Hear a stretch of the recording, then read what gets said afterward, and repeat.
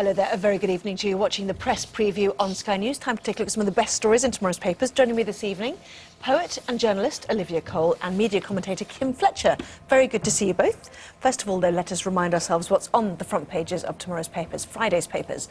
The Guardian, to start with, says Britain and the US are pressing for UN sanctions against 18 former senior Taliban figures to be lifted, a sign that peace talks could be on the way. The Independent says a panel of world figures, including Kofi Annan, are calling for cannabis and ecstasy to be legalised. The Eye looks at the E. coli scare, which first broke out in Germany but has now been found in the UK. Meanwhile, the FT shows angry Spanish farmers in Valencia dumping fruit and vegetables outside the German consulate. The Daily Mail reports that 7 people in the UK now have the E. coli strain. E. coli also leading the Telegraph. They warned the new strain of the bug could spread from person to person, while the Express says that everyone in Britain should be washing all fruit and vegetables to try to avoid it. The Mirror says that civil servants are using Whitehall credit cards to buy everything from flowers to gift vouchers. The Star says that the TV show Britain's Got Talent is facing allegations of fixing. And The Sun says that Cowell has called in the police over the claims, which are hotly contested. So let's talk more about those stories. Certainly E. coli is the theme running through many of the newspapers, and it's on the front both of the Daily Mail, Daily Express and the Eye as well. But let's take a look at the Daily Mail or the Daily Express first of all. Well, I think they're fulfilling their traditional role, which is inducing terror among the population. The Mail and the Express have both told us, have both gone for big banner headlines telling us that E. coli is in Britain. And it's really a question of how terrified we want to be. The problem is, though, that the way that this is in Britain is that 7 people now have it in this country, all of whom have been to Germany. So it's not like we have a food scare in this country yet, is it? It's simply we've had travellers who've been to the affected area who've now come back. Yeah, exactly. And I mean, that isn't conveyed in headlines about a killer bug that has hit Britain. There's also an item inside the Mail about it's going to afflict anyone on the bikini diet because only young women worried about their bikini could possibly be eating a tomato or a cucumber, which I think, again, is slightly misleading and misery-inducing. I think as with all these kind of stories, there's not a lot that's very clear. So I don't know, for instance, whether Olivia is more at risk because she's a woman or because she's on a bikini diet, or because we eat salad. But they don't know that yet either, do they? And there's so little information, and also it's one of those fascinating stories that goes against all the things we're brought up to believe. So we're brought up to believe that Germany is dead hygienic and safe, and this has come from Germany. Yes, and fruit and veg is meant to be dead good for you, and it's fruit and veg. So it's got the perfect ingredients for a big summer scare story. Daily Mail also, let's take a look at that as well. Mutant E. coli is in Britain. That is one thing we have learned today, that this is a mutant E. coli. First time they've seen it in an outbreak. I think they've seen it before, occasionally, but it's the first time it's been involved in an outbreak, and certainly many of the papers saying it's more virulent. And in terms of the numbers who've been affected, 1,600 people have fallen ill in 11 countries so far, with 18 people dead. It is very, very serious. It's very serious economically as well, isn't it? It's helping to cause a great deal of concern for thousands of farmers in Spain, which is where the allegations Exactly. We've already seen Russia say they don't want fruit or vegetables from anywhere in Europe, which is obviously an extreme reaction, but actually, as you say, goes to the heart of the economics of this, which are perhaps more serious than the numbers who are going to be affected in Britain. It's one of those stories as well where we could do with a bit more information about basic safety measures. If you wash fruit and veg, does that make it safe? Yeah, exactly. Or safer? Totally safe? I don't know. And I think we'll see this, we're seeing it in tomorrow's papers, and I think we'll see it right over the weekend, that this will really push on and push on. In terms of just how serious it is. And again, it's one of those scares where I think we all kind of know the background. We know that the story of antibiotics, and there have been so many antibiotics that bacteria learn how to defeat antibiotics. So all these things are coming out because there is a bit of an information vacuum. So everyone's trying to write their whole history of antibiotics and bacteria at the moment because they don't know what else to do. Well, the Food Standards Agency in the UK has issued general advice on the need to wash fruit and vegetables. Peeling or cooking fruit and vegetables is also known to help remove germs, not necessarily specifically in this case. I think it's more general advice.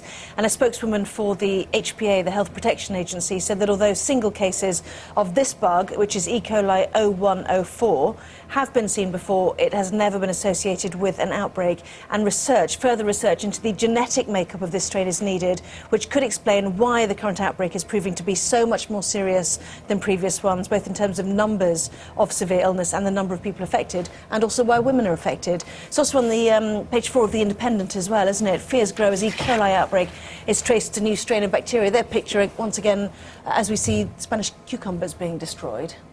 And it must be absolutely heartbreaking if you're a Spanish farmer.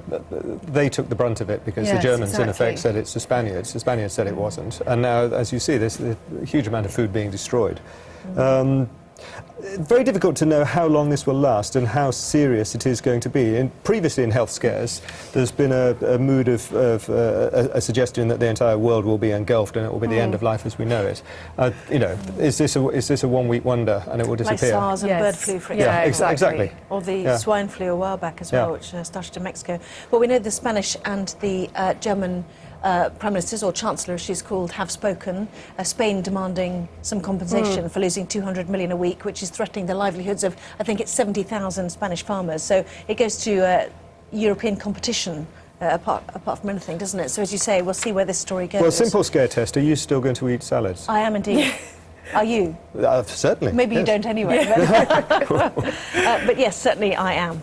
And I have this evening, in fact. Let's move on to The Guardian, shall we? Call to lift sanctions drives push for peace with the Taliban. This is obviously the next stage in Afghanistan. And this has been coming, hasn't it? The discussion about at what point you talk to the Taliban. Do we talk to the Taliban? When do we talk to the Taliban? It's one of the bigger questions that people are putting to Barack Obama in the States. And here the Guardian story is the idea that Britain and the United States are pressing for United Nations sanctions, which have been imposed against some former senior Taliban figures. Those sanctions should be lifted, according to The Guardian, and under pressure from British and Americans. And the paper saying that officials believe the move would send a clear signal to insurgents that reintegration into Afghan society is possible if they put down their arms. I mean, it's a big step, isn't it, certainly? Absolutely, but it's also something freighted with anxieties when it's an ideological war. And as we were saying earlier, there's a point where arms are put down, but what happens after that? Because basically it's a conflict about ideologies that aren't going to fit. And what does happen in the end? Because we were told the Taliban was so wicked, yes, exactly, that we couldn't possibly have them back. Now, for politics reasons, they will be back at some point. But it's the same as what happened in Northern Ireland, isn't it? The people did not want anybody to talk to any representative of the IRA, but you have to do that in order to get the peace that has followed. So we'll see what happens, certainly, with that story. I suppose it leads on to drugs, doesn't it? Afghanistan, of course, known as a big poppy-growing area. The Independent, though, talks about the need to legalise or decriminalise, at the very least, certain drugs, and it's got a hefty bunch of people behind it, this campaign, hasn't it? It has, absolutely, and it's, in a way, it's a perfect Independent story. It's liberal, it's left, it ticks all their boxes, and they've covered it in some detail. The centre of this is the idea that treating drug addicts as criminals has not worked. It's a health issue, not a justice issue. And I think, even at the end of the Independent's 3 pages of coverage, they quote an expert saying, no government elected government in their right mind is going to legalise cannabis and ecstasy.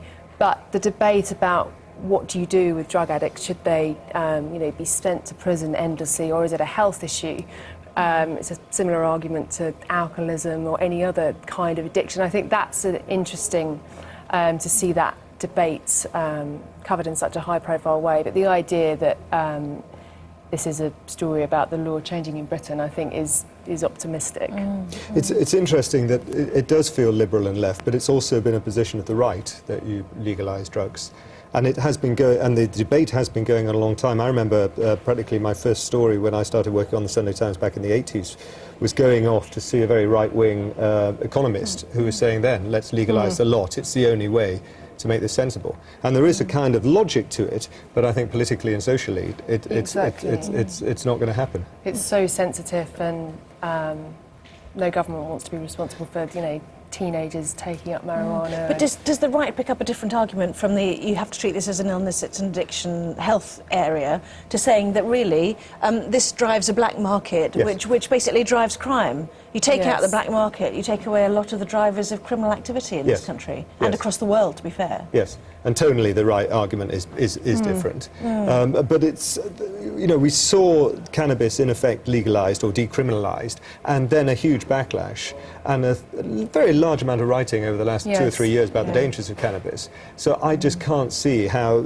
notwithstanding these very senior figures, quite elderly senior figures, I just can't see anyone being bold enough to pick this up. Well, we had Sir Richard Branson as well. Maybe he won't like being called elderly senior figure, but Oh, apart come from that, but apart from that, I mean, it's an interesting campaign and very interesting that it involves people like the former presidents of Brazil, Mexico, and Colombia. Colombia, of course, one of the areas which has got a really big and very serious drug problem, or in terms of growing. Anyway, so fascinating. Anyway, but let's move on. Daily Mail story, I think. Families where no one has ever worked doubled under Labour. Well, this is a story that plays right into Ian Duncan Smith, who is attempting to do so much to reform the benefits system and actually get more people back into work. I'm not sure it's extremely helpful to see it in entirely political terms. It doubled under Labour, therefore it's all Labour's fault, which is how the Mail is presenting it. But, you know, horrifying statistics. Between 1997 and 2010, the number of households in which no one has ever had a job almost doubled from 184,000 to 352,000. So if you stop for a moment, 352,000 households where no one has ever worked. Goodness me. It's pretty striking, isn't it? Do they say why, though? Or is it certain pockets of areas, or is it a culture? Well, the idea is that it's a cultural thing and it's supported by the benefits system, indeed encouraged by a benefits system, which is what Duncan Smith is trying to Which is right up the Daily Mail street, of course. But, and also this idea, if you grow up in a family where no one has ever worked, well then, why should you be the first person to do the normal thing? I mean, it's a vicious circle, and the headline is weighted towards blaming Labour, but actually what do we do about this now is the better question. And whether you need carrot or stick, stick being no benefits, carrot being, making sure there's enough jobs for people to go and get, I guess. Yeah, and I think there are a huge number of initiatives designed to encourage people to see the benefits of work, to see a different way of life. But it does take some time, and if you're growing up in families where people haven't worked and on estates where people don't work, it is very hard to break that cycle. OK, lots more of the papers still to come, including what is forcing Angelina Jolie to keep her children at home. Back in just a moment. From the look in your eye, you got a story to tell. If you stick around, he's gonna hurt you. He's coming after me.